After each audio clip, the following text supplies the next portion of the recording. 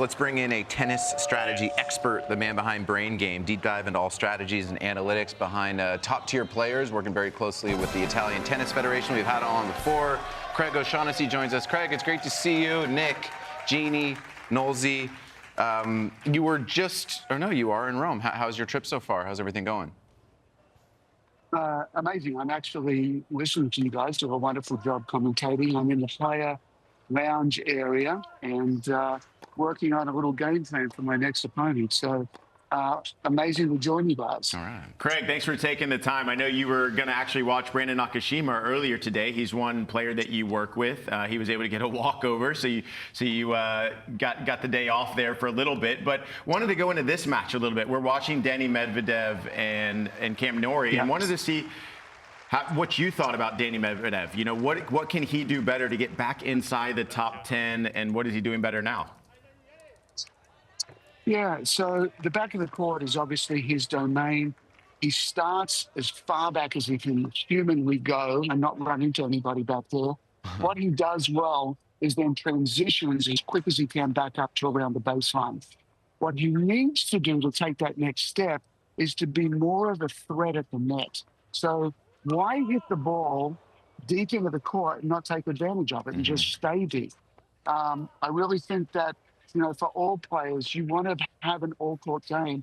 And Medvedev, when he won Rome here, he was more attacking. He was more offensive. And that's not only just with the speed of the racket and the speed of the ball, it's with his court position. It's about applying pressure. It's about leaning on the opponent. It's about shutting down angles.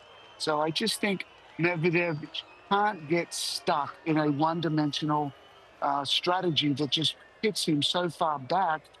And, you know, as you see here, this is a great picture right there. There is so much clay on these courts here. It's unbelievable. When you go to Paris, when you go to Madrid, you know, you can run your hand over the surface and you can't really collect a lot of clay. In fact, at center court, Philippe Chatrier, it's almost impossible. But here, there's so much clay on the court, which slows the ball down.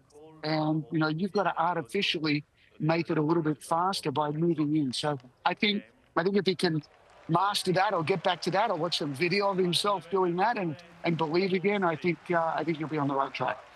Craig, Nolsey here. Obviously, you've brought so much to the game in terms of analytics. I was just wondering, obviously, you've had some great clients, Novak Djokovic, one of them. I just wonder for players, like, not all players are the same as far as taking in all of the analytics. How do you kind of massage that relationship as far as analytics and strategy? Well, I'll give you an example. Gabriel Diallo is a player that I work with. He lost in the first round here. And, it came to the net a lot. So last night I reported the match. This morning I went through and looked at every point he finished at net. It was against Marcus Thuram. Marcus won 6-4 in the deciding set.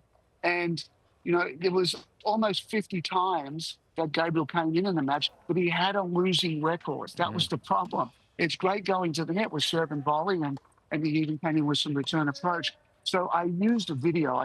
First of all, I showed him that the average win percentage on tour, men and women, is right around 66%. So think of it as 2 out of 3. So Gabriel being 6'8" and wanting to go for it, he should be winning 70, maybe even 75 on a good day. But he was below 50%. So instead of just saying, okay, the analytics suggest we're not doing a good job, let's watch all of these points. And we went through it in chronological order. And one of the things that we saw, and I kind of sat back and let him comment on it first. And what do you see here with the points you're winning and the points you're losing? He's in a rush to get as close as he can to the net, thinking that closer is better. And he's not organized when he's making contact. He's not side on. He's not slowing down. He's not taking the required little steps. He's just kind of running through. And we saw that again and again. So not only were we doing that, we're writing down notes for the practice court on things that he can do with Martin Lorendale, who's his full-time coach. You know, these guys are going to have a week off next week before Roland Garros. So I use a lot more video these days. Before, heavy into the analytics, we just didn't have any. I needed to understand our game. Analytics was the way to do it. These days, I still use that for sure, but there is nothing more powerful than a player seeing themselves do something right, something that is correct for their game style. So, you know, I think a player seeing themselves, they like it to start with. They, you know, first of all, they're like, "Oh, you're going to show me all the points I'm terrible at," and I'm not. I mean, I certainly will show that at times. After most matches, I'm going to make 2 videos, about 5 minutes each. One is best patterns, and the other is to improve. If Gabriel absorbed the information today after a tough loss yesterday, it was really exciting to get to the practice court. So video, I think, is very, very important, especially moving forward from this. Nice. Yeah, that's so interesting. Craig, so we talked a lot about all the men that you work with. Do you work with any of the female players? And if not, I got 1 at the moment. Actually 2. Actually 2. Okay, so is there less demand from the female side, or why more men than women? That's a good point. I've worked with the ATP Tour. I've written as an analyst on their website for 10 years. And I've just been, for whatever reason, I've been more closely connected with the men's side. You know, it's not that I don't like women's tennis. I love women's tennis. In fact, Mayuka Uchijima is the one girl that I've started with. And at the start of the year, she was 60-something, just made quarters last week in Madrid. Yeah, thanks for that. Thanks for that, Craig. I really appreciate that. Yeah, since you beat Pegula. Thanks. Well, I saw you in the box Thanks a lot. Thanks, Craig. He's fun. Appreciate it. I saw you in the box for that one, yeah. He gave you the bicep. If you're in Roland Garros, I'll tell you the game plan. Yeah, exactly. You only got to watch the match. But yeah, that was fun. That was fun. You know, she played well, and she's got a good forehand, and you know, I greatly enjoy it. You know, the women's tour, the men's tour. I just want to work with anyone that is absolutely, you know, serious about improving and absorbing everything they possibly can and doing everything they can, whether it's fitness, whether it's food, whether it's their agility, their strokes, their technique, their strategy, whatever it is. So, and the other girl is the #1 player from Turkey, Stonmez. So yeah, lots of fun. Nice. So Nori got 1 break back, but I think a break chance to go at 5-2. Hey, who was on the show where Sam Querrey said that thing about him at the end? We were talking analytics. It wasn't recently. I'll think about it. Yeah. Okay. So we had another analytics expert on recently, Craig, and he was saying a good way to tell if a player is using analytics or believing in it is if they're hitting their second serve to their opponent's forehand, because you're seeing more of that. He says that was like the best tell to be like, this guy's willing to dive into it, because that's been kind of like a big difference in the last 5 to 10 years maybe in tennis. Have you found that to be true? Or is there some other type of trend that maybe you would see a player does that makes you think like, oh, he's kind of looking into some of this data? Or he or There's a she? good question for that. Is it more important to hit the ball where you want to hit it, or is it more important to hit the ball where the opponent doesn't want it? Yeah.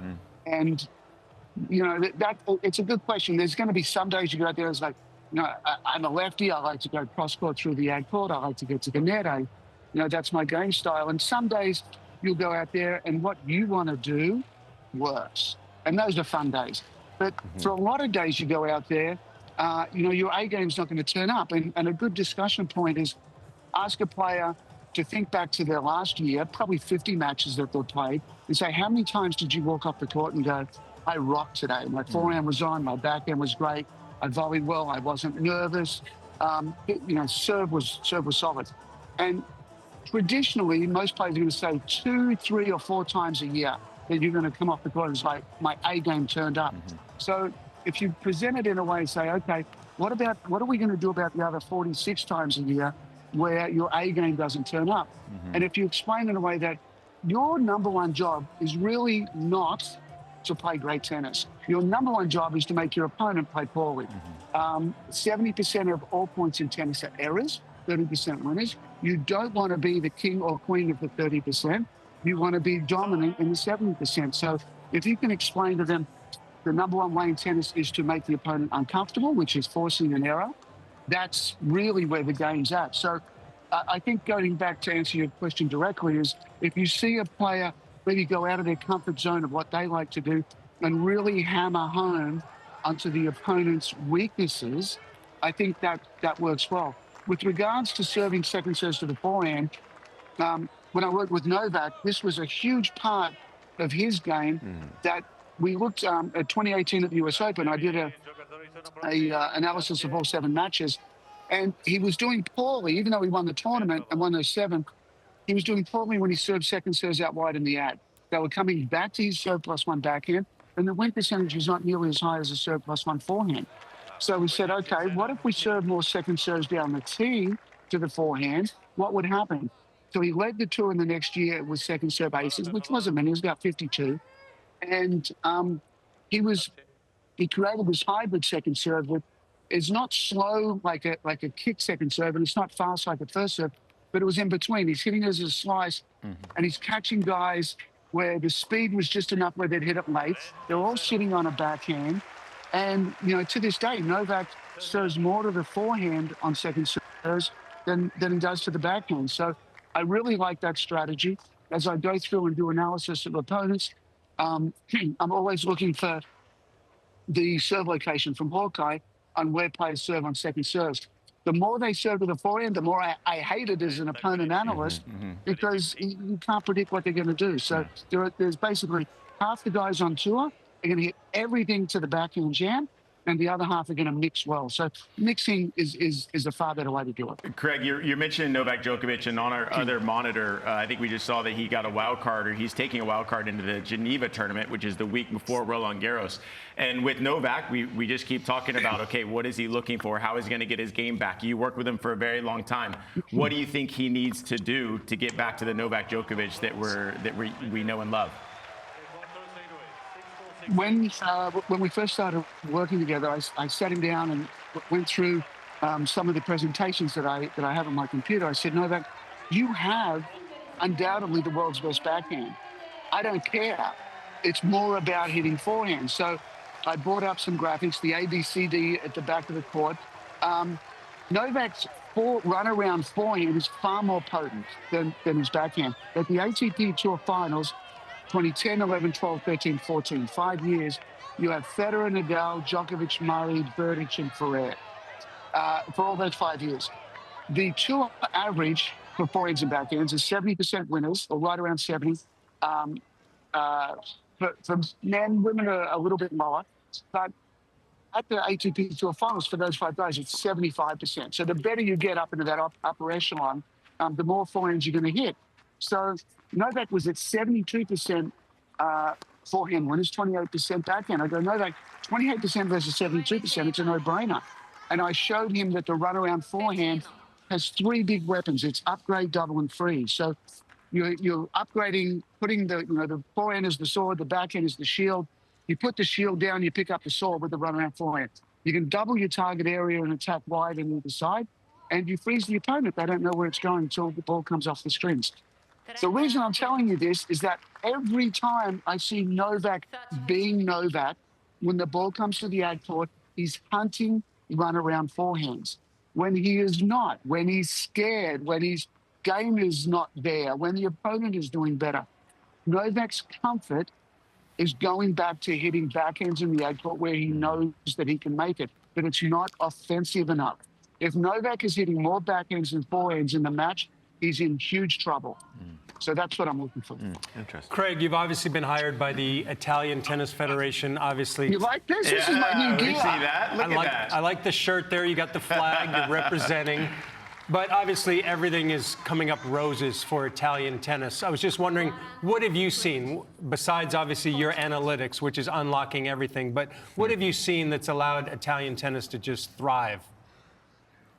Well, there's a few examples. I've been here with them about 10 years, so well before this renaissance started. A few things that I've seen that I've really liked is, for example, there's a gentleman called Vincenzo Santapadre. Vincenzo was Matteo Berrettini's coach when he was 7, when he first started. And Matteo and Vincenzo stayed together until about a year ago. The key here is that they support and enable the childhood coach to take that player hand by hand all the way through junior tennis, all the way to the top 10 in the world.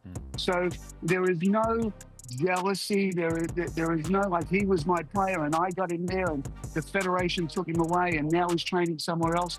There's none of that. So it's one big happy family. In fact, in 10 years, I've never heard one Italian coach speak poorly about another. There is no jealousy. Everyone wears the same gear. The gear that I've got on right now, 3,000 coaches in Italy wear the exact same clothes. So it really is the feeling of family, and there really is the belief within the Italian system that if you find a player at a young age and you develop that player, you are absolutely entitled to take that player as far as they possibly go. So that's really important. And lastly, Italian tennis goes through one guy. There's just one guy that is the powerhouse for all of this. And his name is Michelangelo Dalladera. And, you know, right now he's probably about 200 meters away in his office and just plotting, you know, the next things that's coming through from junior tennis to the pro tour. And, you know, his energy is incredible. His understanding of the game and his understanding, from my perspective, you know, to hire me and bring me in. The Italian Federation has always been all in with strategy, all in with analytics, all in with patterns of play. So I think they've been very progressive in that area. So those are some things that you don't necessarily see in other organizations, other federations. And, you know, the feeling of family is very, very strong here. And I'm an Aussie, but I tell you what, I love coming to Italy. And Craig, you mentioned Vincenzo Santopadre. The question is, have you been to his family's restaurant? No, I haven't, and that's horrible that I haven't. You got to go. It's in Yes, Rome? I do. It's in Rome. Oh, wow. It's unbelievable. Craig, I want to know what it's like if a player hires you in specific terms. How often are you communicating with them? Are you at many tournaments? Is it more by phone calls? You know, how many minutes a day or per week are they working with you? Sure. Just to get an in-depth kind of idea of what you can provide for them. Yeah, exactly. There's 7 players that I work with currently, and my job is very clear cut. I am no one's head coach. I do not travel with you. I do not eat breakfast with you. I do not eat dinner with you. I don't have to go on an airplane with you. I can do my job remotely. Now, I am at the Australian Open. I was at Indian Wells.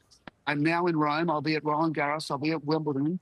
I'll be at the US Open. I'll be at the Torino ATP Finals, as well as maybe a couple of other tournaments. So my entire business is set up to run remotely. What I need the most to run my business, what is necessary is video, is match video. So I can do that whether I'm home in Austin, in Texas. I can do that here in Rome. It's always very important for me to sit on the side of the court and watch a player. And you know, there's things on TV that you just can't see. You can't see how worried they look on their face. You can't see the balance of, you know, Gabriel last night was, you know, on his back foot so much, and he shouldn't have been. So you see a lot of things from a TV perspective, but there is so much that is missing. So it's great for me to be here. I'm doing a pre-match analysis and a post-match analysis. My job is to keep things as simple as possible. I deliver it to the coach, to the head coach. He delivers it to the player. I'm working on one right now as a pre-match. I'm going to look at serve patterns. I'm going to look at, you know, the difference between forehands and backhands. But really importantly is to keep things simple. I like to just take a blank sheet of paper, cut it into quarters, and write serving, returning, rallying, and focus, and write 1, 2, 3, 1, 2, 3 in each of the boxes, and just write 3 or 4 words next to each of them, some bullet points, so that the coach and the player can keep things simple and know what they're doing. And then post-match, I'll do those 2 videos, generally 3 to 5 minutes long. Here's your best patterns from the match. Here's what you need to improve upon. So I kind of get to do the pro tour on my terms. You know, I've done it as a tour coach, and you know, it's a tough job. It's very glamorous for a week or 2 a year, but it's a very tough job. So congrats to all the coaches out there that are doing it, and my job is to support them. Craig, let's just get one quick answer from you before we let you go. This is for the casual players at home that want to win more tennis matches. Like, are there common fallacies that most average tennis players think they should do? I don't know, approach up the line, go for big on 40 love. Something, a little freebie for the player at home to help them win some more matches, or one thing to think about maybe strategy-wise. The first 2 times they touch the ball in the rally, Here we go. don't miss. All right. Don't miss. like it. Everything else, you can miss on the 3rd, the 5th, the 18th shot, don't care. Yeah. And here's the reason why. It's even recently, probably in the last decade, that we've uncovered rally length. So rallies of 0 to 4 shots, 0 being a double fault, we count it by the ball landing in the court. That's 70% of all points, generally at all levels of our sport. 20% are in 5 through 8, and only 10% are in 9+. So we've had this idea that we need to be more consistent. We need to be better in the longer rallies, and we don't. 70% of all points is a huge part of the pie. So in those first 4 shots, if you're hitting a first serve, you're on offense. If you're hitting a second serve, you're actually quite defensive by nature. The men win about 50%, the ladies win about 45%. If you're returning the first serves, put that ball back in play and play defense there and survive. And if you're returning on second serves, I want you to be on offense. So it's really about trying to survive the first 4 shots from a returning standpoint and trying to end it fairly early on when you're serving. The halo effect of the serve lasts for 2 more shots. So you hit a good serve, you can lean on the next 2 shots and enjoy offense there, and then it becomes even. So really lock in on the first 2 times you touch the ball and don't give up any free points there. Craig, is there going to be any brain game for pickleball? Because I think Jeannie's looking for a little analytical statistic help here as well. Mate, I play padel or paddle. I don't know, I guess whatever part of the world you're in. I greatly enjoy paddle. I play on the Australian team in the seniors. Nice. I play in the 55s. Pat Rafter's on our team. He plays in the 50s. And paddle's a great sport. Pickleball for me is maybe something I'll move to later on, but I've been bitten by the paddle bug, so yeah. That's okay. You can be honest. Not so much for pickle for me. That's awesome. That's so good. Craig, thanks again for joining us and really bringing it. I learned a lot. I think the fans learned a lot at home, and congrats on all the success, and best of luck with all the clients there in Rome. Thanks, Craig. Great to see you guys.